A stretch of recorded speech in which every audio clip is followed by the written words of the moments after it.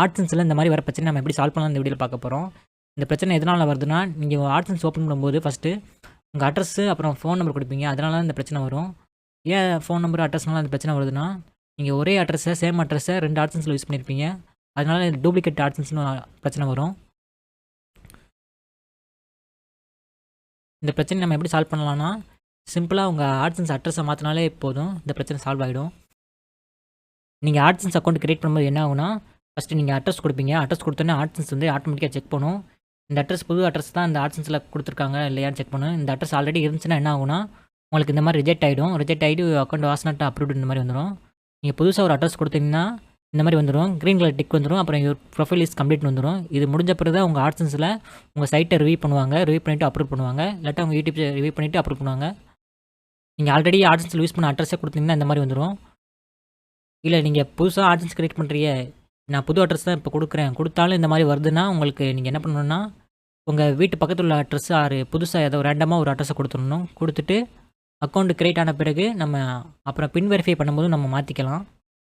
இல்லை அப்படி பண்ணினாலும் இந்த ஆட்சன்ஸு இந்த மாதிரி வரமாட்டேங்குது, அக்கௌண்ட் அப்ரூவல் ஆக மாட்டேங்குது, ரிவ்யூ ஆக மாட்டேங்குதுன்னா, நீங்கள் இந்த அக்கௌண்ட்டை க்ளோஸ் பண்ணிடலாம்.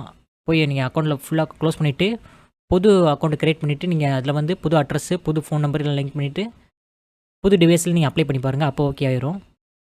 இப்போ நம்ம இதை எப்படி சரி பண்ணலாம்னு இப்போ பார்ப்போம். ஐ கன்ஃபார்ம் கொடுத்துட்டு சப்மிட் கொடுங்க. இப்போ நான் இந்த ஆட்சன்ஸில் நான் அட்ரஸ் சேஞ்ச் பண்ணி காட்டுறேன் எப்படின்னு. கொடுத்த பிறகு இந்த மாதிரி வந்துடும். ரிஃப்ரெஷ் பண்ணிக்குவோம். நான் சும்மா ஒரு டம்மியாக ஒரு சைட்டை ஆட் பண்ணி வச்சுருக்கேன்.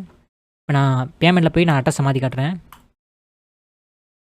ஓகே, பேமெண்ட் வந்த பிறகு செட்டிங்ஸில் இந்த மேனேஜ் செட்டிங்ஸ் இதில் போயிருங்க. போயிட்டு நம்ம அட்ரஸை மாற்றுவோம். இது சும்மா டெம்பரரி நான் ஒரு அக்கௌண்ட் ஓப்பன் பண்ணி பார்த்தேன். இது பண்ணி காட்டுறக்காண்டி பார்ப்போம். பேர் சும்மா ஒரு டெம்பரரி கொடுத்தேன். நீங்கள் பேர் வேணால் மாற்றிக்கலாம். நம்ம பின் வெரிஃபை பண்ணும்போது தான் கரெக்டான பேர் கொடுத்து நம்ம கொடுக்கணும். இப்போ என்ன பேர் வேணால் வச்சுக்கலாம். சும்மா டம்மியாக ஒரு பேர் கொடுத்துருக்கேன். இது அட்ரஸ் சும்மா ஒரு டம்மியாக கொடுத்த அட்ரஸு.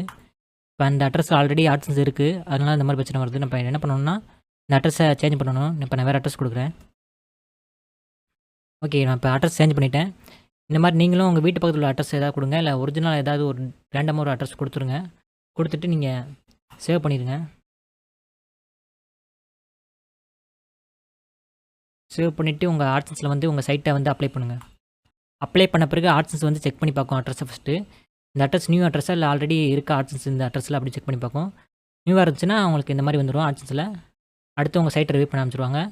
இல்லாட்டா நீங்கள் அட்ரஸ் தப்பாக இருந்துச்சுன்னா இந்த மாதிரி ரிஜெக்ட் ஆகிட்டு உங்கள் சைட்டை ரிவ்யூ ஆகாது. ஃபஸ்ட் நீங்கள் இதை கம்ப்ளீட் பண்ணால் தான் அடுத்து உங்கள் சைட் ரிவ்யூ ஆகும். இதை கரெக்டாக பண்ணிடுங்க.